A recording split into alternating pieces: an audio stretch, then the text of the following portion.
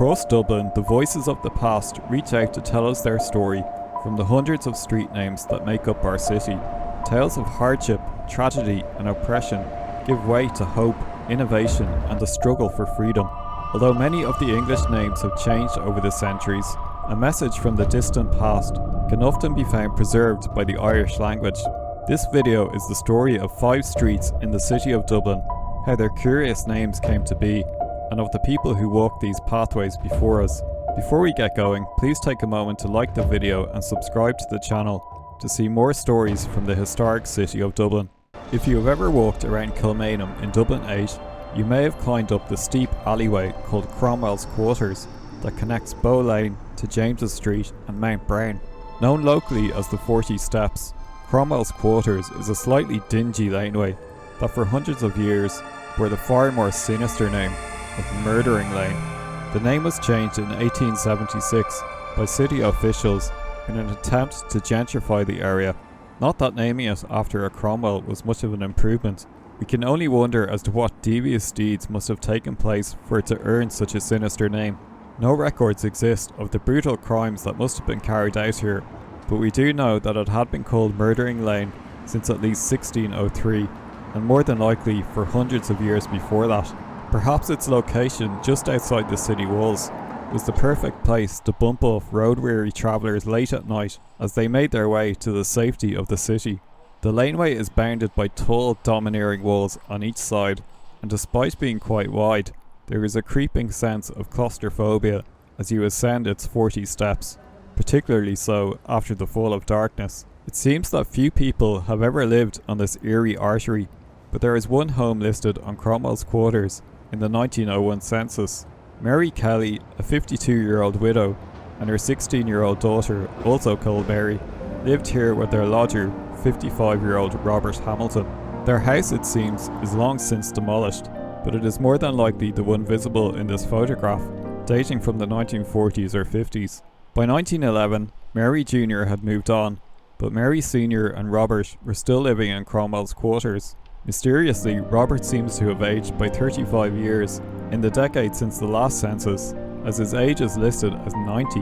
Did the enumerator make a mistake, or was Robert lying about his age for some unknown reason? If Murdering Lane is not creepy enough on its own, the laneway once continued across James's Street and Mount Brown to join up with Cutthroat Lane. This laneway no longer exists, and as you exit Cromwell's Quarters now, you are faced with a high stone wall. But in times past, you could walk down Cutthroat Lane, which ran alongside the South Dublin Workhouse. Like Murdering Lane, its name was also changed in 1876 by Dublin Corporation to Roundhead Lane, Roundheads being the name of parliamentarian supporters during the time of Cromwell.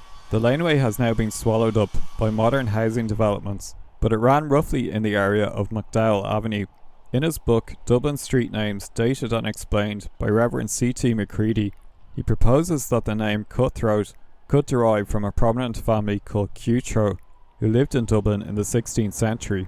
But for me, its proximity to Murdering Lane seems like far too much of a coincidence for this to be the case, and is more likely a name given by Dubliners past to act as a warning to unsuspecting travellers of the dangers of passing through this part of the city. The area around Murdering Lane would be no stranger to suffering well into modern times. For across the road from the top of the steps, you will see a tall, ominous wall that once contained the South Dublin Union Workhouse. Beginning in 1703 as a house of industry and foundling hospital, it would later become known as the Dublin South Union Workhouse and was created to provide relief to the poorest citizens of society. Conditions inside the workhouse were intentionally harsh, and for many inmates, entering the system would prove to be a death sentence. Inmates could be punished by flogging and the threat of deportation for disobeying the rules. Workhouses around Ireland were overcrowded and filthy institutions, often run by people who had no interest in the welfare of the inmates. The foundling hospital on the same site was established to provide care for orphans and unwanted children. Desperate people could leave a child at the door of the hospital, ring a bell to alert the nursing staff, and walk away before the door was answered. However, the conditions inside the foundling hospital were diabolical, and approximately 4 out of every 5 children who entered would die shortly afterwards due to neglect. In one 30-year period alone, records showed that over 50,000 children were admitted, and over 40,000 of these died in the care of the hospital, making this possibly one of the saddest places in the city. The founding hospital was eventually forbidden from accepting any new inmates and was demolished, but some of the buildings of the workhouse survive in the grounds of St James's Hospital, including the house of the workhouse master. By 1916, the Dublin South Union Workhouse was still in operation, and the workhouse master's house, that was then being used as rooms for nurses, was one of the many buildings occupied in the area by Irish volunteers led by Eamon Cant during the 1916 Rising. In order to block British troops from attacking the occupied building, a group of volunteers, including Sean Gogan and Patrick Egan, formed a barricade on this spot at the top of the steps on Cromwell's quarters. In his witness statement, Patrick Egan described what unfolded here on Easter Monday morning, 1916. On arriving at the entrance of the South Dublin Union, we wheeled in. As C Company was doing so, the captain called to O'Grady to get a sledgehammer out of the cart and, at the same time, ordered me to take a rear section and follow him. While proceeding towards Mount Brown, he told me we were going to take over Rose Distillery. As the section wheeled down Cromwell's quarters, he told me to take 2 men and cut off the top of the steps and report immediately the advance of the enemy. I placed Sean Gogan at the top of the steps and Paddy Byrne across the roadway, looking down the hill towards Kilmainham, and gave them their orders. The rebels would come under heavy machine gun fire from British forces and suffer 7 losses on the first day. When the army eventually raided the occupied nurses' home in the workhouse by blowing a hole in the wall, vicious close quarters fighting ensued, but the position was held by the volunteers until the end of the Rising. In recent times, a tricolour had been raised at the top of the steps to commemorate the battle that took place here, but sadly seems to be missing now. The Cromwell that the laneway was named after in 1876 is thought to be Henry Cromwell, the son of Oliver Cromwell, who became Lord Deputy of Ireland in 1657. Whether you call it Murdering Lane, the 40 Steps, or Cromwell's Quarters, the laneway is certainly steeped in history, so the next time you climb the steps, spare a thought for the poor medieval people who were murdered here, the thousands of hungry and desperate people who made their way to the doors of the dreaded workhouse along this flight of steps, and those who fought and died for the freedom of Ireland here in 1916. Just don't linger for too long, especially after dark.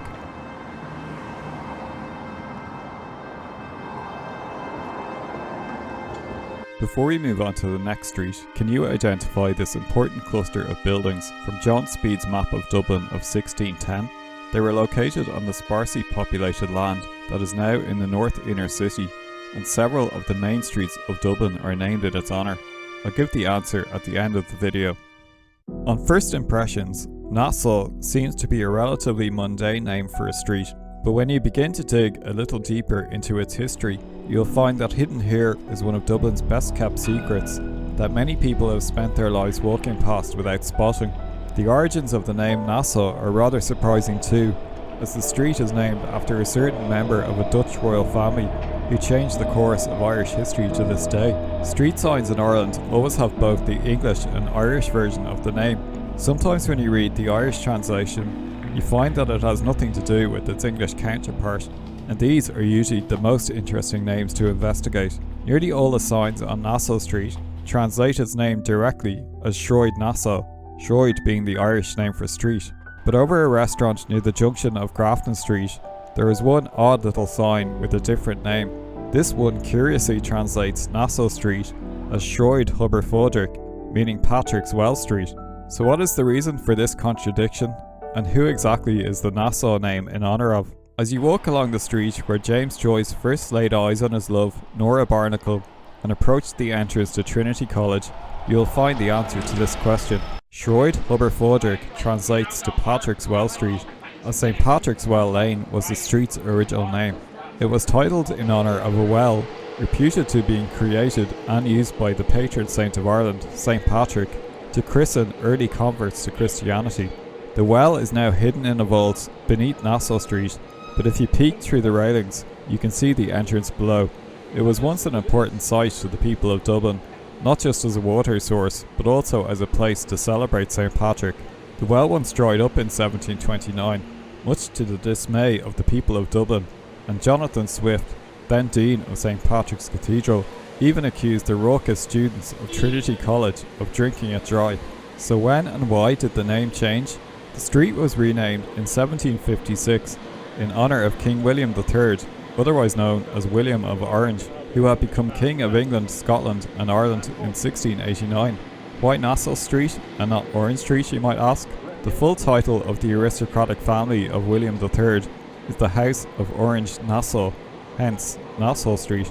Dublin once had a statue of King William of Orange on College Green, which became one of the most vandalised monuments in the city's history after its installation in 1701, until it was finally blown up by an IRA bomb and its damaged remains were removed in 1929. There is another curious memorial to King William of Orange that survives to this day.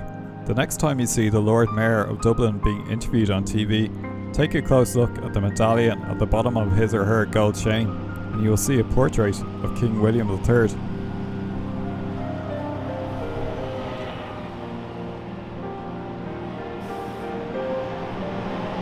Buried deep under St. Odien's Park in Dublin city centre is a long-forgotten laneway that once connected Cook Street to Cornmarket and was known to all who walked down its steep decline as Keysar's Lane. Dating back to at least the 1380s, the laneway was officially called Keysar's Lane, but due to being on a particularly steep hill and paved with stones that got dangerously slippy when wet, it became known as Keysar's Lane, as it caused so many people to fall on their arse as they made their way down to the River Liffey. The laneway is buried several feet below modern-day street level, but during renovation work, part of the site was excavated and a small section of original paving stones were preserved on a footpath in the park, complete with a sign warning of their hazardous nature.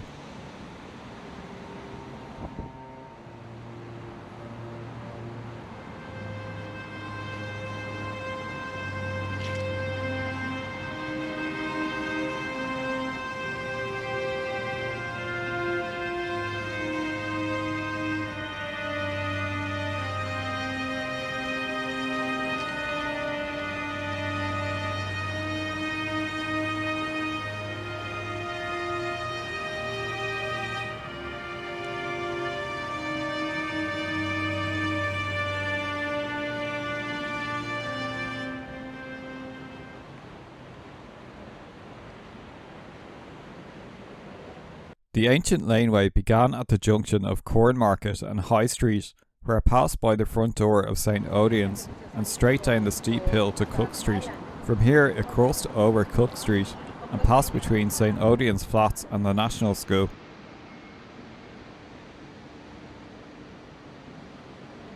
At this point its name changed to Swan Alley, before finally reaching the River Liffey at Merchants Quay. Keysar is a common name in Viking towns and cities, and usually describes a road that leads downhill to the quays or to a harbour.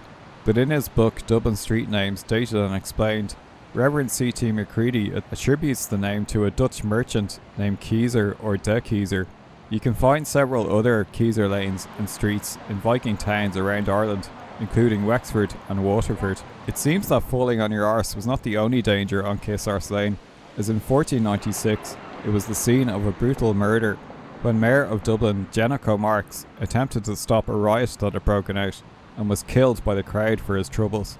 The laneway fell into a state of disrepair, and in 1871 some of the tenement houses that lined it collapsed and the centuries-old Keysar's Lane was finally closed to the public. The changing of official names like Keysar to Keysar's is a Dublin tradition that is still going strong to this day.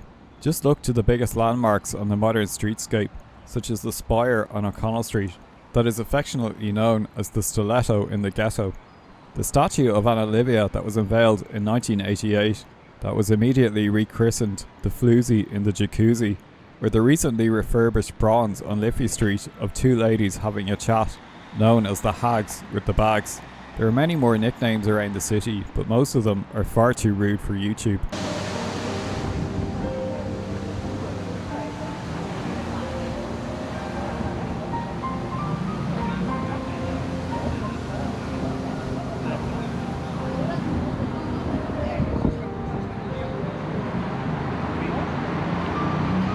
On the south bank of the River Liffey, adjacent to Sir John Rogerson's quay, is a street that on first impressions conjures up images of blood-soaked cobblestones and makes one imagine that it must have been the scene of some horrific battle or execution.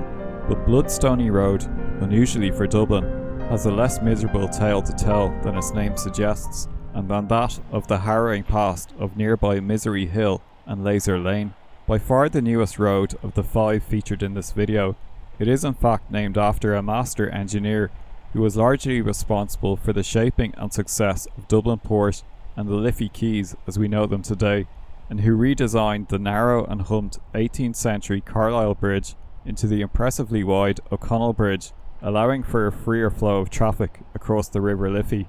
Bindon Blood Stoney was born in Oakley Park, County Offaly on the 13th of June 1828 to parents George Stoney and Anne Blood. Despite his striking name, he has become a largely unknown character from Dublin's past.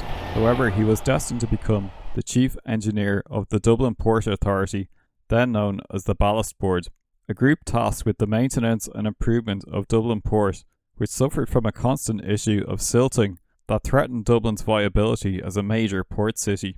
Bloodstony graduated from Trinity College with a degree in civil engineering in 1850 and would have many notable achievements outside of Dublin Port.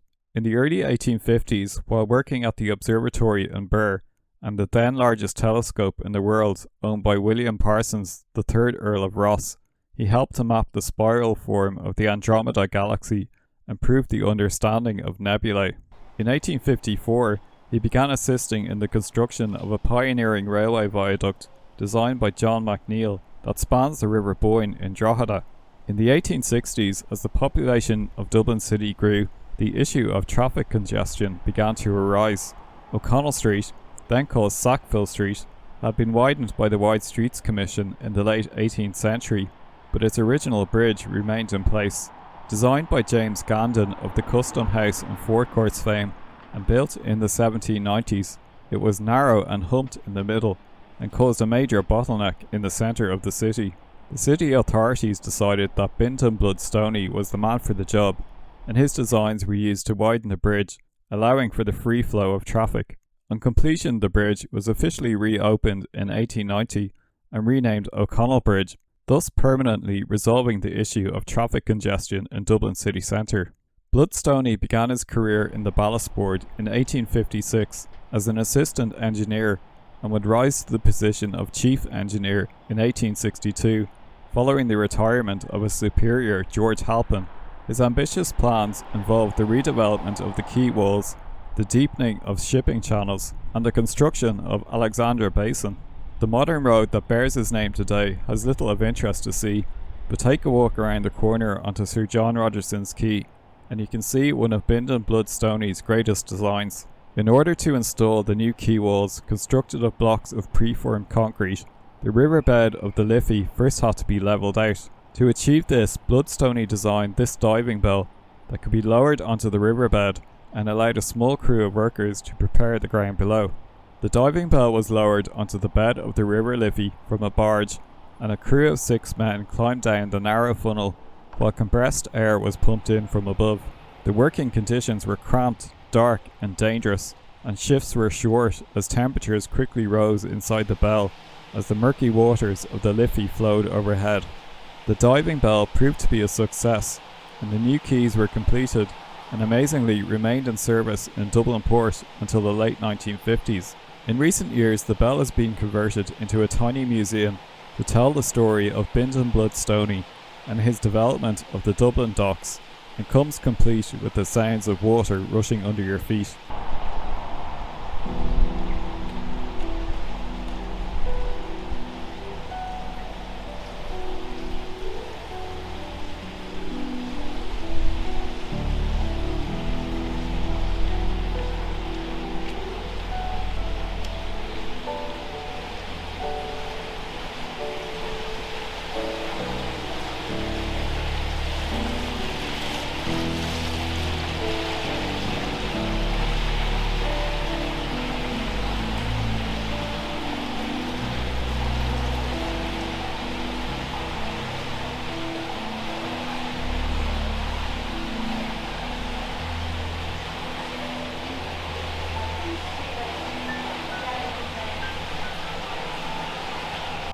Tens of thousands of tourists come to Christchurch Place every year to visit the cathedral that has occupied the site for 1,000 years, but few realise that the now wide open street that they walk along was once one of the narrowest and yet most important in the medieval city of Dublin.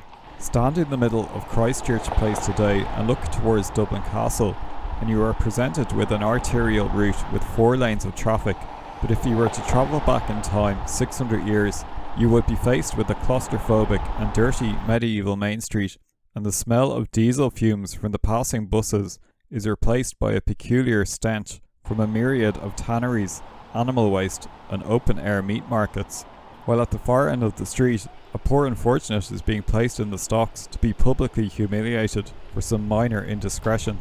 For most of its existence, Christchurch Place was known to Dubliners as Skinner's Row, and along with Castle Street and High Street, formed the main thoroughfare of Dublin City. To understand its significant location, we first need to dismiss most of what we consider to be the city centre today, for in the medieval city, the area around Dublin Castle and Wood Quay was the only developed part of town, and one of the most important buildings in the city stood on the corner of Skinner's Row and Nicholas Street. As its name suggests, Skinner's Row was initially a place where craftspeople produced leather goods and clothing for the inhabitants of Dublin. The main street of Dublin began on Castle Street, where it turned a corner by Dublin Castle and met Skinner's Row, where the Lord Edward pub is now. It continued along Skinner's Row, past Christchurch Cathedral, and onto High Street and the direction of Cornmarket. The route that most of us take now from Dame Street to Christchurch Cathedral was not available as Lord Edward Street was not opened until 1886. There were several interesting features on Skinner's Row that are visible on John Speed's map of Dublin from 1610, including a pillory or stocks that was located at its junction here with Castle Street. The pillory was a form of punishment that was popular across Ireland, and many towns had their own set. While on a visit to Christchurch Cathedral in the 1880s, William Fraser, a member of the Royal Irish Academy, was rather surprised to find that the stocks were being stored in the cathedral's crypt. He wrote of his visit in 1886, "When visiting the crypt of Christchurch Cathedral in this city some months since, I was much interested in noticing there a perfect example of the old Dublin stocks in an excellent state of preservation. This once well-known instrument of punishment for minor offences, the terror of wandering beggars and vagrants, has so completely disappeared that the pair of stocks under Christ Church is, so far as I can ascertain, the only surviving specimen in our country. Every town and village formerly maintained its own pair of stocks, possibly every parish possessed them." The use of the pillory as punishment was not limited to beggars and vagrants, as it was seen as a way to keep market stall holders in check. Fraser continues, "Everyone that hath a leet or market ought to have a pillory to punish offenders, such as brewers, bakers and forestallers. By old English law, a baker making bread of light weight was punished for his first offence by loss of his bread, at the second time of offending by imprisonment, and further delinquency was punished by the correction of the pillory. This carried with it a degree of odium and degradation to the offender." At the far end of Skinner's Row, at its junction with High Street, and also visible on John Speed's map, once stood the now lost medieval Dublin market cross. The steps of the intricately designed cross were used as a place to read public proclamations, papal bulls, and to announce important news to the inhabitants of Dublin. In addition to this, people found guilty of various offences were ordered to perform a penance on the steps of the market cross. An example of this can be found in John Gilbert's book A History of Dublin from 1854, where he tells the story of one Henry Hinchcliffe who was found guilty of adultery. Upon Saturday next, ensuing at 9 o'clock in the morning, the said Hinchcliffe shall come unto the cross in the High Street of Dublin, having on a white sheet from his shoulders down to the ground round about him, and a paper about his head, whereupon shall be written, for adultery, leaving his wife in England alive, and marrying another here, and a white wand in his hand, and then and there go up to the highest stair of the cross, and sit there during all the time of the market until it be ended. On the corner of Skinner's Row and Nicholas Street once stood the toll cell, a building that for hundreds of years was probably the most important in the city. The toll cell served as a custom house, guildhall, courthouse, and even a jail, and had been part of Dublin City since the early 1300s. Next to where the Tulsall once stood can be seen the remains of the Church of St. Nicholas within, so named as it sat within the medieval walls of the city. It was rebuilt in 1707 but has been in ruins for hundreds of years. Skinner's Row evolved from a medieval main street to a fashionable residential area and a bookseller's district, and was even home to one of the earliest and longest running coffee shops in Dublin. Opened by Richard Pugh around 1698, the popular Dick's Coffee House was above Richard's bookshop in Carberry House, the former home of the Earl of Kildare, and stayed open for business for approximately 80 years, until the house was demolished. Skinner's Row was also where Ireland's oldest bookshop, Hodges Figgis, first opened its doors in 1768 at number 10 Skinner's Row, before moving to Grafton Street some 9 years later.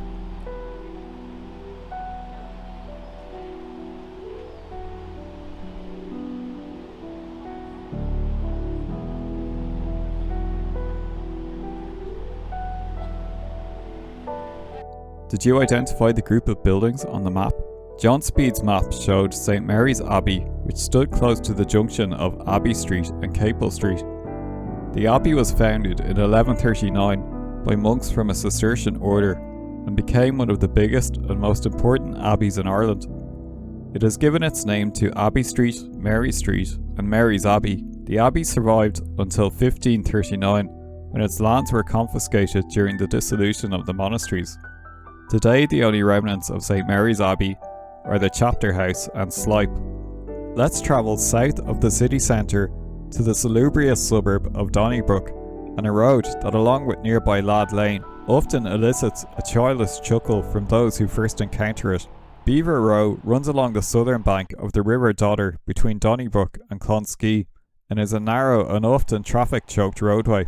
Its name does not come from the wildlife of the River Dodder, as you may expect, as it seems there is no evidence that beavers have ever lived in the waterways of Ireland, but rather from an ambitious but short-lived business venture that began here in 1811. Three brothers by the name of Wright established a factory across the river and began importing beaver pelts from North America to produce beaver hats for the fashion-conscious gentlemen of Ireland. In addition to the factory, the Wright brothers also set about constructing a small village consisting of a row of cottages for their workers, who they brought to Donnybrook from Yorkshire, presumably as they were experienced milliners. In one of the cottages was a small shop, the front of which is still visible today, a chapel at its rear, a parochial hall and a school. The workers' cottages still exist thanks to the efforts of the residents, but the school and parochial hall were demolished and were replaced with this modern housing. The beaver hat factory was a rather short-lived affair due to changing fashions and the death of one of the founders in 1825. The factory was located on the north bank of the River Dodder, and its entrance stood close to Harmony Lane. Nothing of it remains today. A rather fine cast iron bridge survives, however, that was constructed to allow the workers to walk directly to the factory from their cottages.